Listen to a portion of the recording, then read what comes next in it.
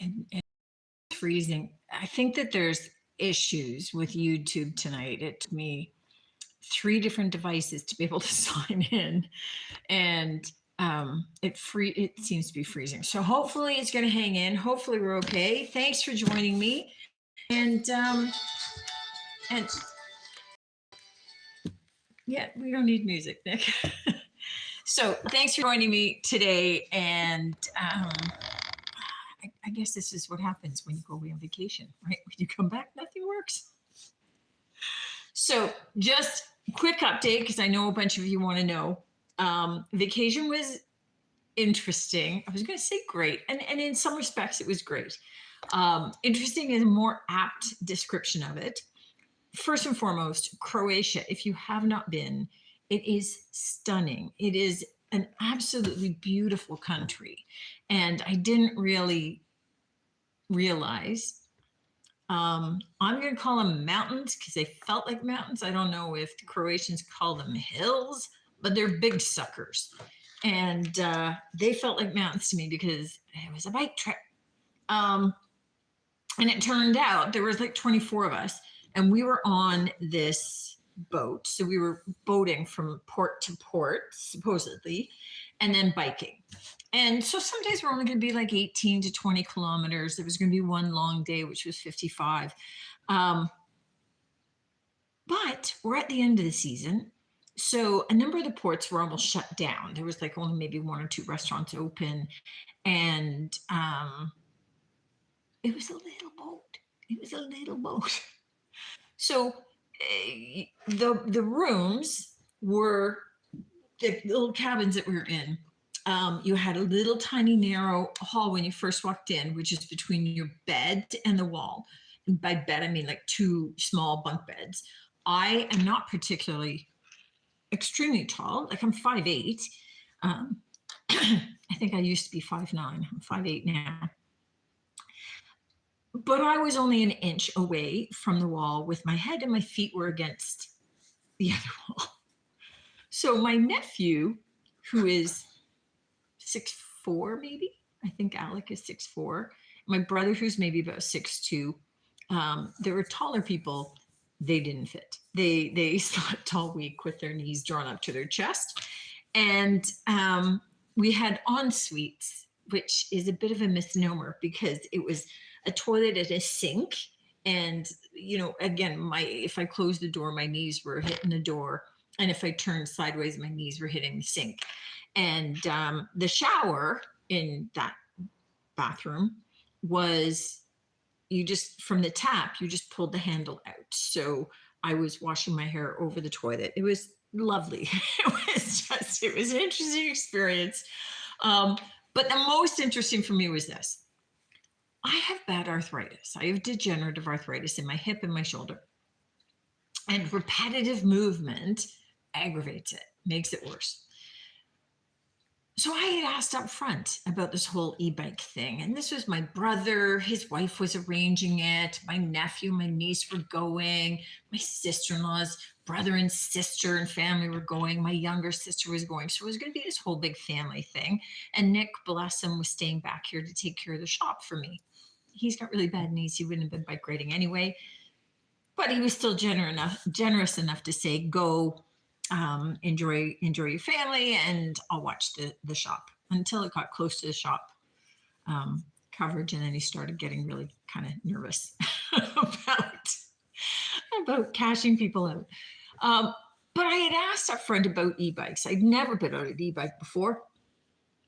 And my impression, my thought was that you would pedal on the flats and you'd be recharging the battery. And then when you're going uphill, you could turn the E part of the e-bike on and it would take you up the hill on battery. And I had asked about this and nobody was clear on it. And my brother said, oh, I have an e-bike, Cindy. It's fine. You barely have to pedal. I took that literally. So imagine my surprise when they assigned us our bikes for the first ride. And because we had a very tiny boat, I can't even say it was a ship because it was a boat. and then we had really high winds a bunch of days. So, like 45 to 50 knots. We couldn't bike ride, and we couldn't always leave the port to move to a different port. So a lot of our rides got jammed together, so that we were riding anywhere from about 45 to 60 kilometers each day. And most of the ports are down low because that's where the water is. And so then it goes up to these mountains from there. So there's always an up, and often like 10 kilometers of up right from the water. So you're starting off in a bad space. So the guide gives me my bike, and I said, okay, great. I've never used an e-bike before. Can you explain how to use it? And they go, yep, here's your gears, goes from 1 to 8. And here's your power, goes from 0 assist, which I assured him I would never be using, through 4 other levels up to high, which would be for hills. And that I couldn't be in high all the time or my battery would deplete. So then I said, well, when I'm pedaling, doesn't it recharge the battery? And they go, no, you charge your battery overnight. You have the power that you have. That's it. You use it up, it's gone. You're done. That didn't make me happy.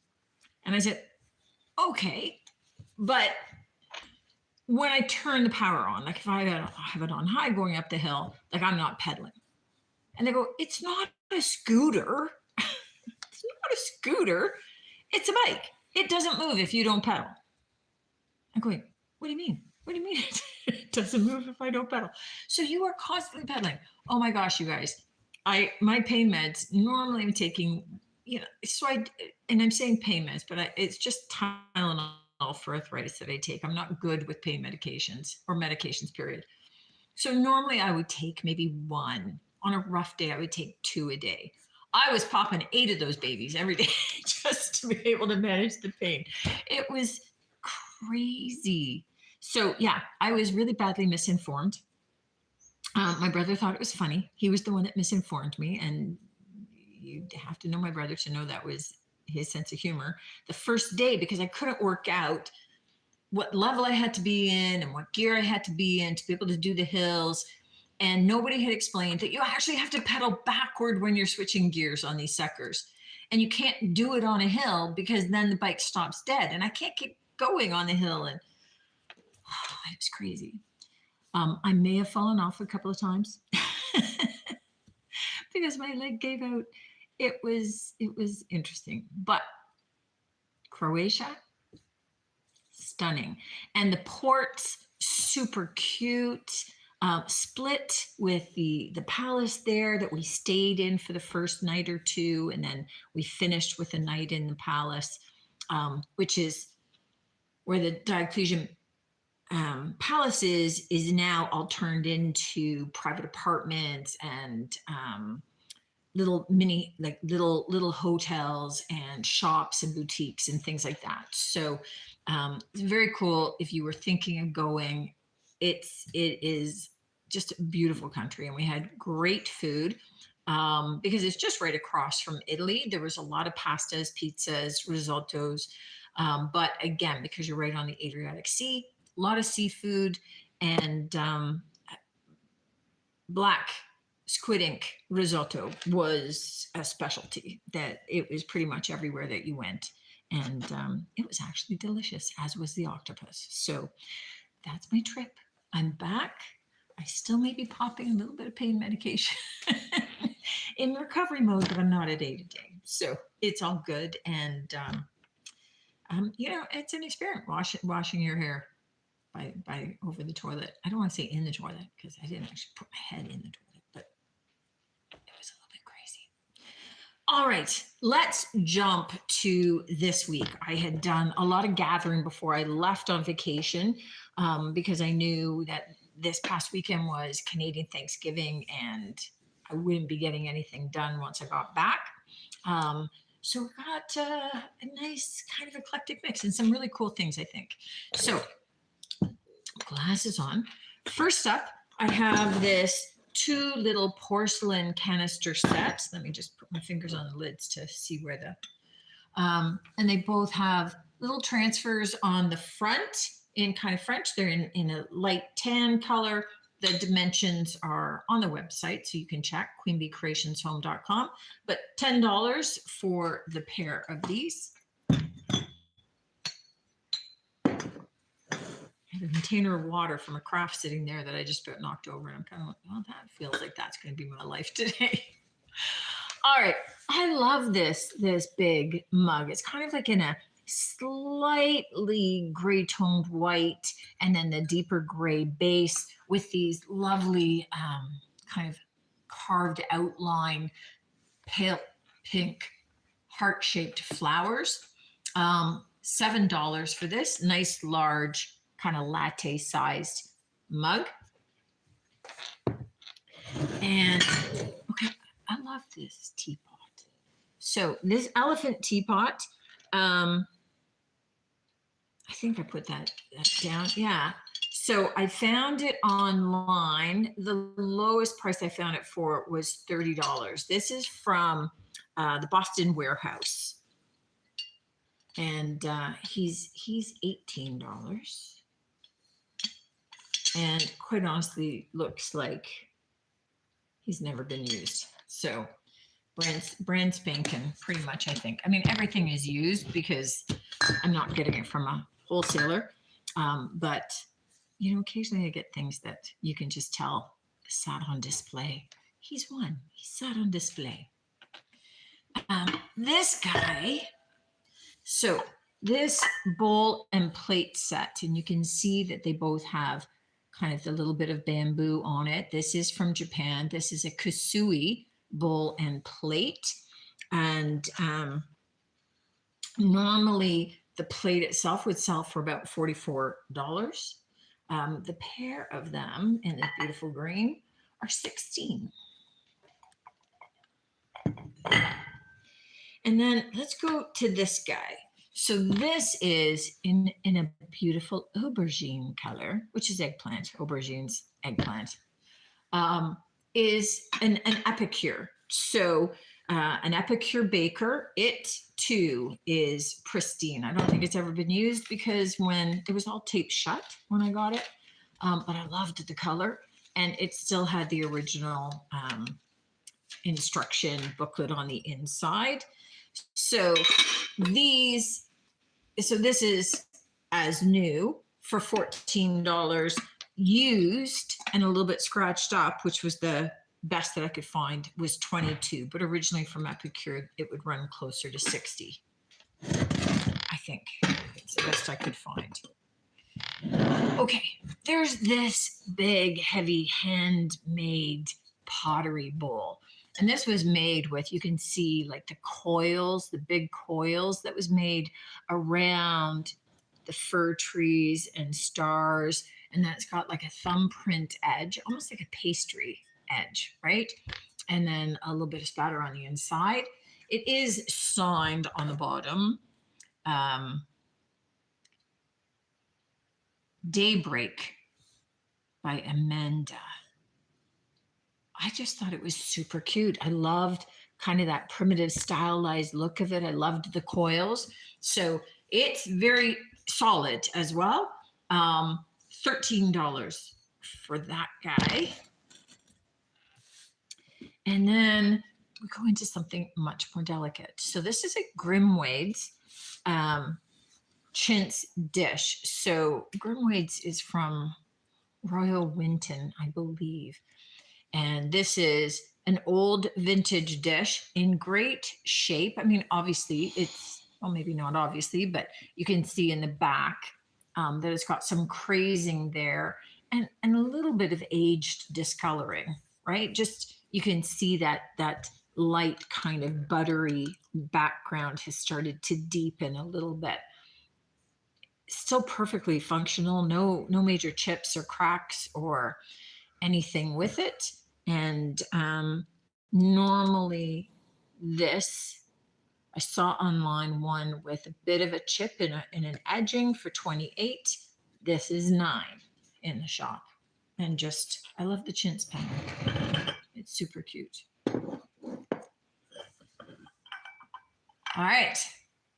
This little gravy boat. So red and green spots on the white background, and then the base, which has got, again, like some of the spots and some lines. This is Mayfair and Jackson.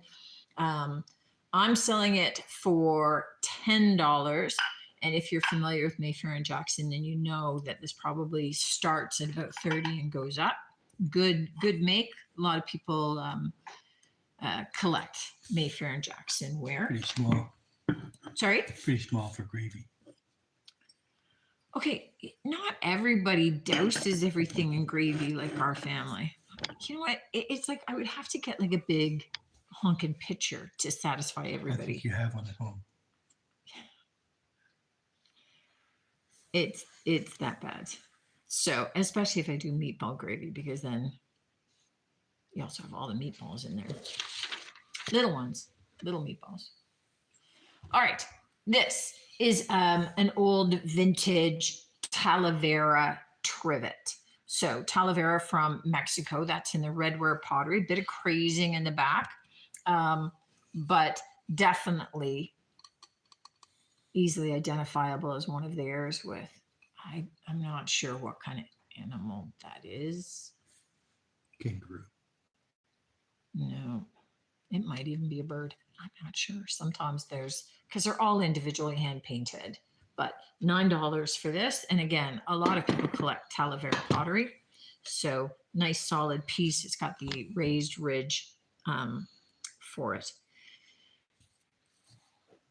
In the vintage category, I also have, so I have two sets of Melmac melamine kind of teaware. So each set has the creamer and the covered sugar bowl, and these are in like impeccable shape.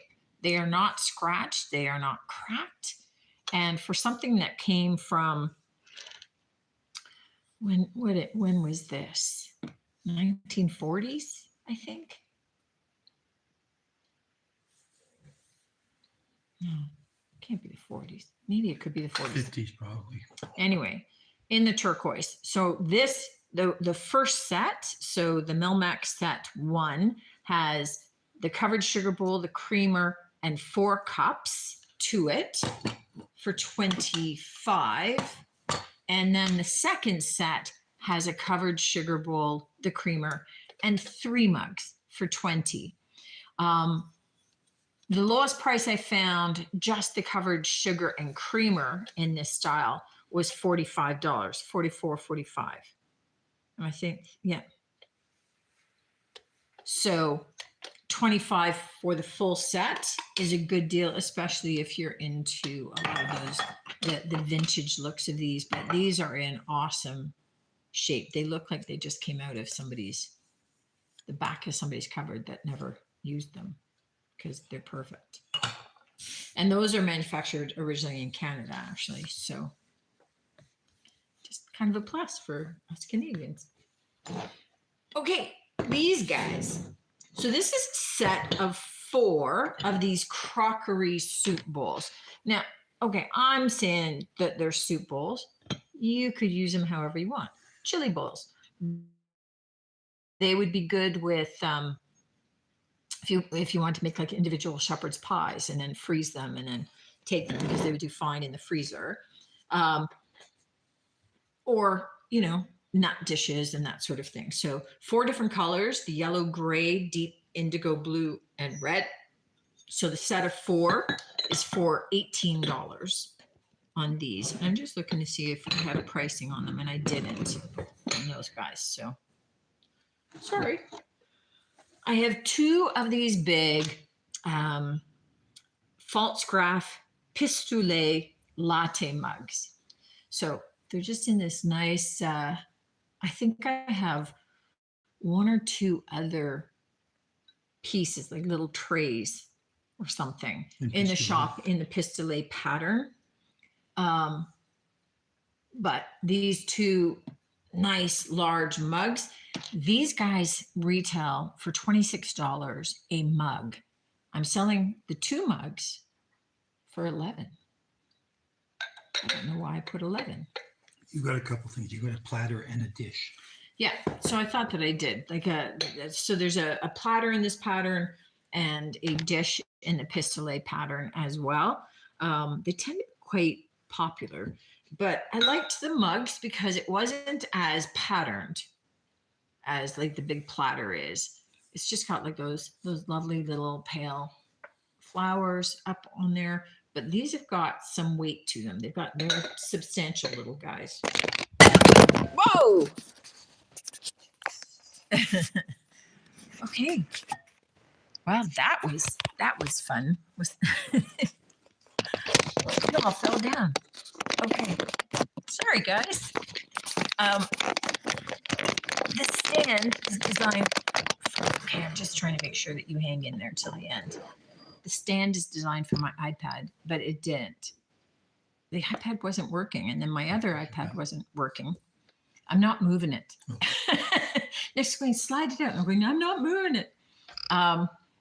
So yeah, try not to. I think that just banging the table was enough to start to dislodge it slowly. So we're going gentle.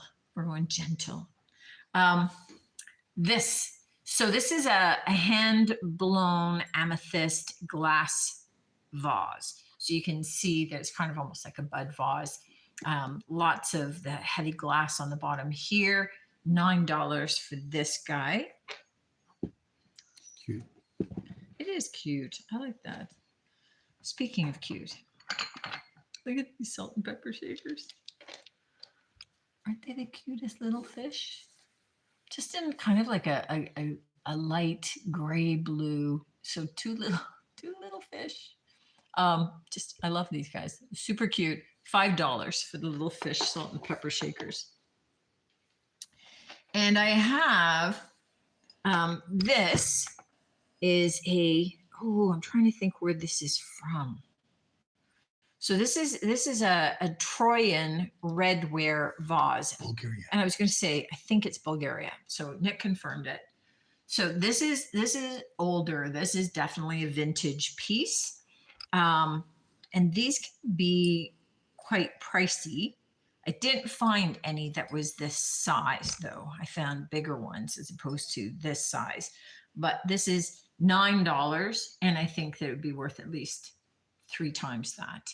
And it doesn't have any chipping on it. It's in great shape. So lovely, cute little Bulgarian redware piece. And then these little dishes are called the Rose, and they're from Japan. So, I mean, kind of self-explanatory with the rose being in the center of each, but you have the small little, almost like a mise en place bowl in the pink, the red, the lavender, and the blue. So the set of 4 is $9, and it's just like a perfect size. Again, like I'm thinking food. If you were doing some focaccia and you wanted to do oil and balsamic vinegar at each place setting for people to go dip their bread in, it'd be cute for just, like a little dessert, like if you put tiny little, almost like a 2-bite brownie and then a little tiny mound of ice cream and then just some caramel sauce around the bottom. Just perfect for all kinds of things. I use little bowls like this all the time for a lot of my mise en place. When if I'm cooking Asian, I'm having to chop up a lot of things, and I want to have all my pieces in place because once I start having to stir fry something, then I need to have everything already all done and ready to go. This guy is just a cute little 3-footed little striped dish. Now, this is perfect. I mean, I'm selling it for $5. So really, you can do what you will. It would be perfect as a little planter. Be super cute, right? With a plant in it. it would work fine as a little nut or candy dish and just be cute with having the little legs on the bottom. Um, it would work great on your desk for paper clips and things like that. So multifunctional, really, you can do just about anything with a little something like this. And I just love the addition of having the raised legs rather than it just being like a crock kind of look. So it's kind of got that short squat crock look, and then with the legs to make it a little bit more interesting and fun. Two more mugs today. So these guys are from 222 Fifth, and this is in the Alicia pattern. So the pair is for $12. So nice little scalloped rim. I love that little detail.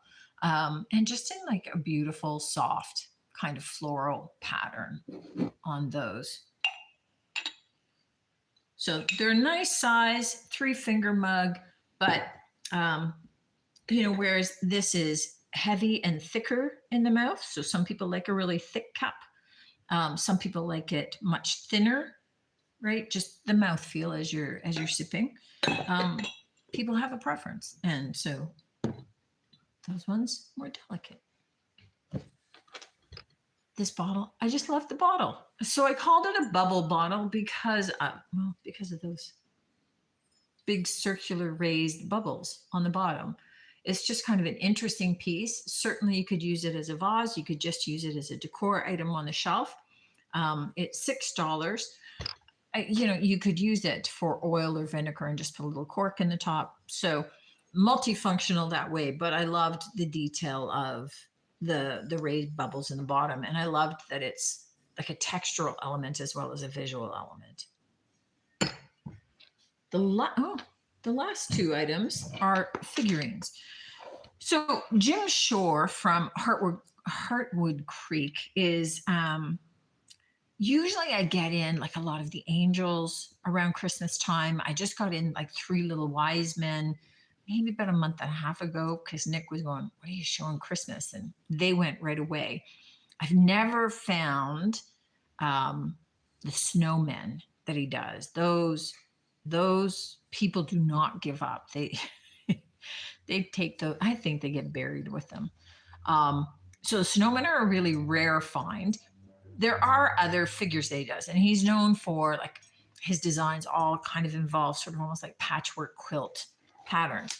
This is the first time that I ever got the pig. So this is called a spotted pig. Obviously, he's got spots. He's in great shape. It looks like maybe there's a series of animals that you could hook together because he's got hooks on the front and back end.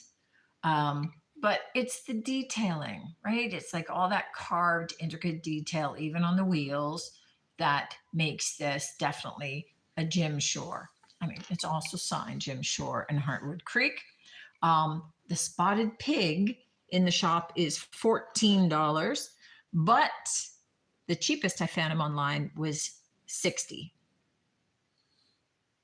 So not a particularly easy to come by item, but he is super adorable. I get excited about finds like this. This last find I had to do some research on because when I looked it up online, it sells $140 in Canada. This is a Pearlite bear. It does have the Pearlite. I think it's called Marblecraft. Pearl Marblecraft. So I'm thinking not carved marble. It must be some kind of a molded marble process. But this was listed for $144, $24 in the shop. And it's just a cute little pair of polar bears with their little bums and their little tails.